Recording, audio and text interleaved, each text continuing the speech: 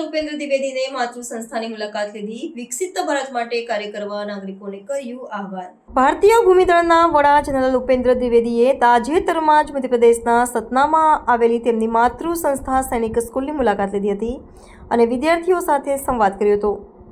આ પ્રસંગે તેમણે શાળાએ આપેલા યોગદાન બદલ ગૌરવ વ્યક્ત કરી અને ભારતના નાગરિકોને વિકસિત ભારતના નિર્માણ માટે સતત કાર્ય કરવા માટે પ્રેરણા આપી હતી. જનરલ દ્વિવેદીએ પોતાના સંબોધનમાં જણાવ્યું હતું કે મને ગર્વ છે કે શાળાએ આટલી પ્રગતિ કરી છે. સેનાધ્યક્ષ સુધીની મારી સફરમાં શાળાનું યોગદાન અમૂલ્ય છે. તેમણે શાળાના વિદ્યાર્થીઓ અને શિક્ષકોને રાષ્ટ્ર નિર્માણમાં સક્રિય ભૂમિકા ભજવવા માટે પ્રોત્સાહિત કર્યા હતા. નોંધનીય છે કે જનરલ દ્વિવેદી અને ભારતીય નૌસેનાના સેનાધ્યક્ષ એડમિરલ દિનેશ ત્રિપાઠી બંને એક જ શાળાના સ્વાધ્યાયી રહી ચૂક્યા છે, જે આ સંસ્થા માટે ગૌરવની બાબત છે. વધુમાં સેનાધ્યક્ષે દેશના નાગરિકોને વિકસિત ભારતના લક્ષ્યને સાકાર કરવા માટે નિરંતર અને સંયુક્ત પ્રયાસો કરવા વિનંતી કરી હતી. તેમણે કહ્યું હતું કે હું નાગરિકોને વિકસિત ભારત માટે સતત કાર્ય કરવા વિનંતી કરું છું. તેમનું આ નિવેદન રાષ્ટ્રીય સુરક્ષાના નેતૃત્વકર્તા તરીકે માત્ર સૈન્ય જ નહીં પરંતુ સમગ્ર સમાજને રાષ્ટ્રના વિકાસ માટે સંગઠિત થવાની હાકલ કરે છે. તેમની આ મુલાકાત વર્તમાન વિદ્યાર્થીઓ માટે અત્યંત પ્રેરણાદાયક સાબિત થઈ છે.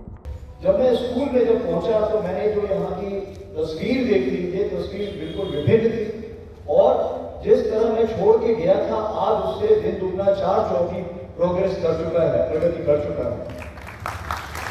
और जैसा कि मुझे फीडबैक दिया गया, बताया गया स्कूल के बारे में, तो मेरा भी सीना काफी चौड़ा हो गया कि स्कूल ने इतना अच्छा काम किया है, कि प्रगति की है और जगह जगह पर अपना नाम रोशन किया है.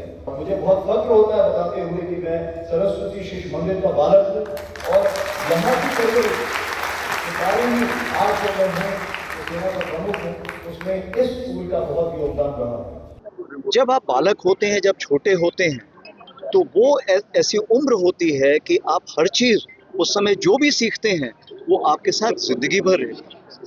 और आपने देखा कि ये जो स्कूल है किस तरह से आज आगे बढ़ गया है और इस स्कूल से कितने IPS, IFS, फौजी और कितने डॉक्टर्स और इंजीनियर्स निकले हुए हैं.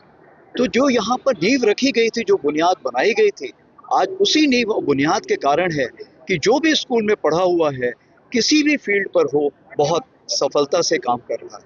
मैं सतना वासियों के लिए यही कहना चाहूँगा कि आप चाहे वर्दी में हो या आप सिविल ड्रेस में हो, राष्ट्र प्रेम और देश निर्माण के लिए लगातार काम करते रहिए.